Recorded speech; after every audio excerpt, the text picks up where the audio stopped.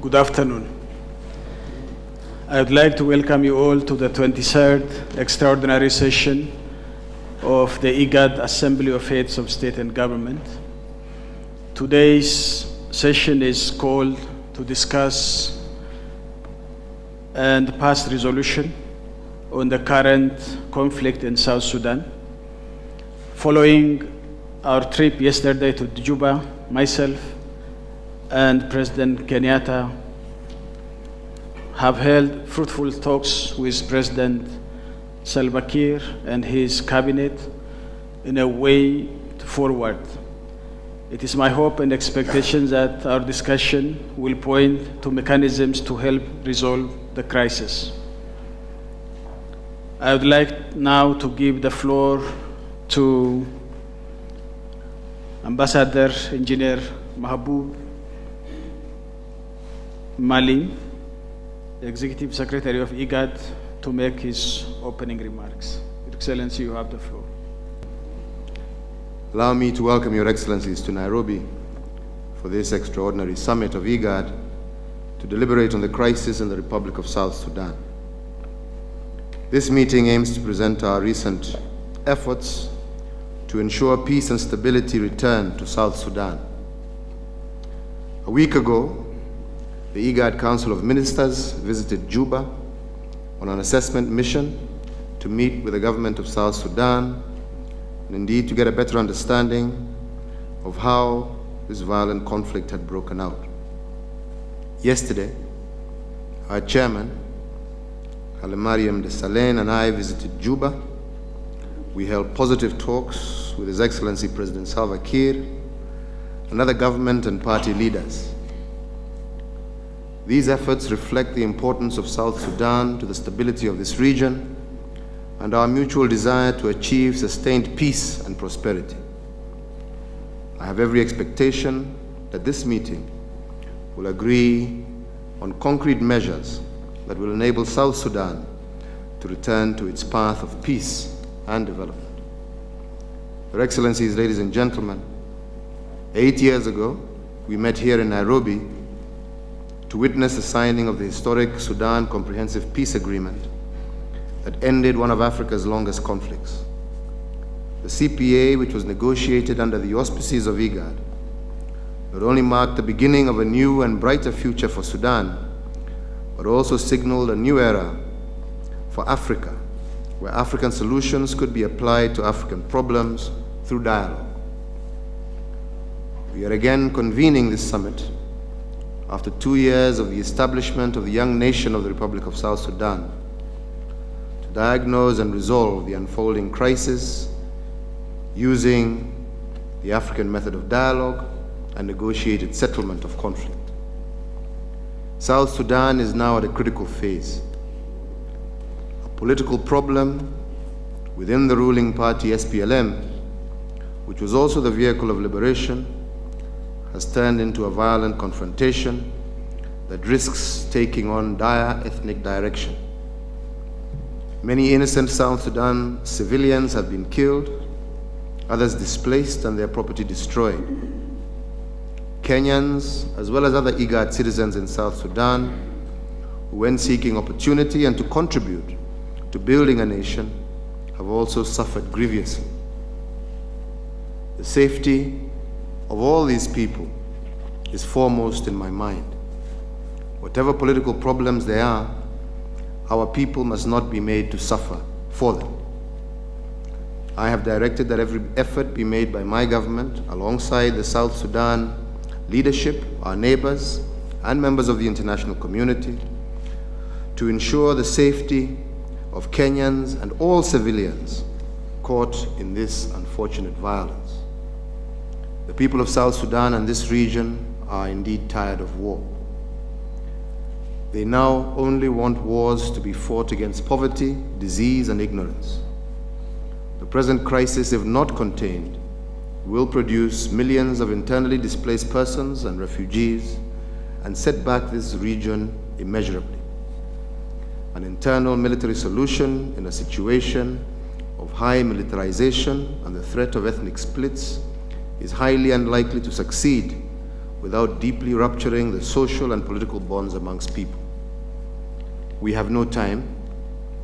If the present violence continues and the violence on the ground leads to atrocities against civilians, it will create global dynamics that make it much more difficult for South Sudan and the region to reach a solution. It is also an unacceptable threat to regional peace and security. There must therefore be an immediate cessation of violence.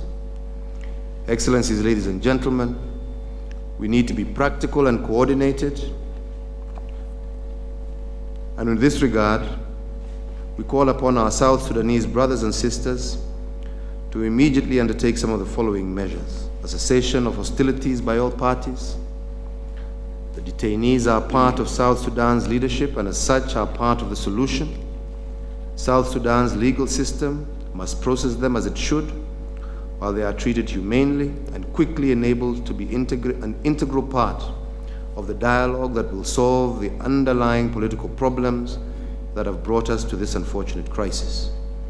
We look forward to a transparent and inclusive constitutional review and development process that entrenches a democratic South Sudan. The government of South Sudan and other armed groups must ensure the safety of South Sudanese civilians as well as those from Igad countries.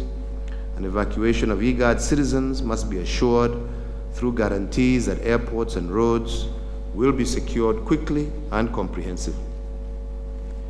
To liaise with Igad envoys and the Council of Ministers to craft a process of dialogue and mediation that leads to agreed political and technical reforms that will ensure no return to this crisis.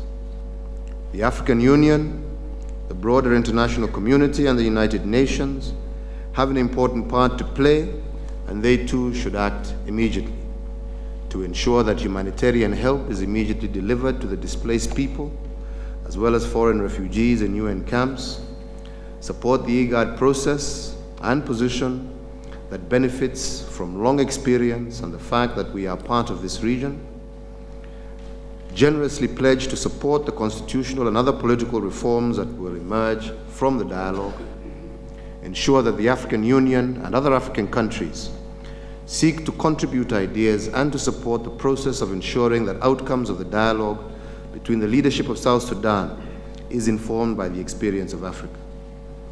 For us Igad members, our role will be extremely critical and must be coordinated, practical, and determined.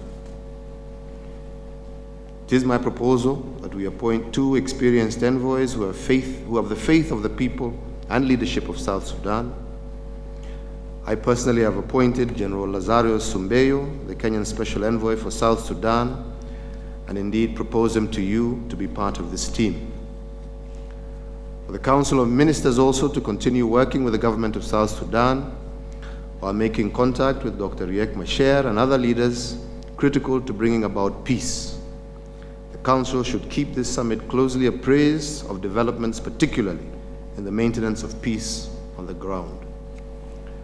For Igad countries with citizens in South Sudan who want to leave for humanitarian reasons, to coordinate their evacuation and to monitor their safety. For all heads of state and government here, to regard the safety of all citizens as a top priority, such that any further endangerment to them should be responded to comprehensively. These steps, I believe, if undertaken, will allow the people of South Sudan and this region to start the year 2014 in peace, so that we can continue the work of development that we have been charged with as leaders. Your Excellencies, ladies and gentlemen, the Republic of South Sudan has a government. We have a very small window of opportunity to secure peace, which we urge all stakeholders to seize, including Riek Machar. Let it be known that we in Igad will not accept the unconstitutional overthrow of a democratically elected government in South Sudan.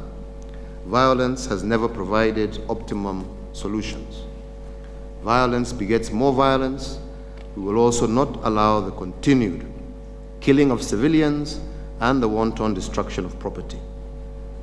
Excellencies, ladies and gentlemen, Many of you were in South Africa earlier this month for the burial of Nelson Mandela.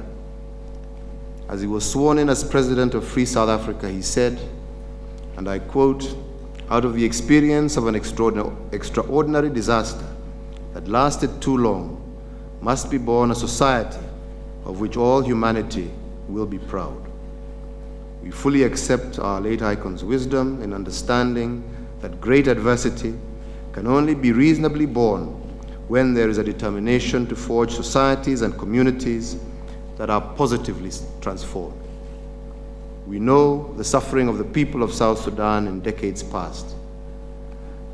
The suffering can only have been worth it if today, a nation which they and us in the region and in the world can be proud of, is born out of the sacrifices of the struggle for the liberation of South Sudan.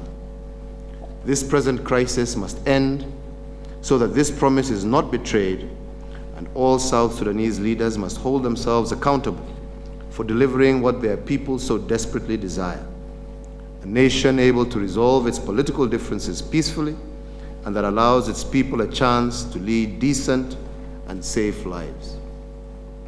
Finally, let me take this opportunity once again to thank you very much for availing yourselves for this important meeting, and I am optimistic that our efforts will bear fruit. I wish us all a peaceful and prosperous new year. I thank you, and God bless you all.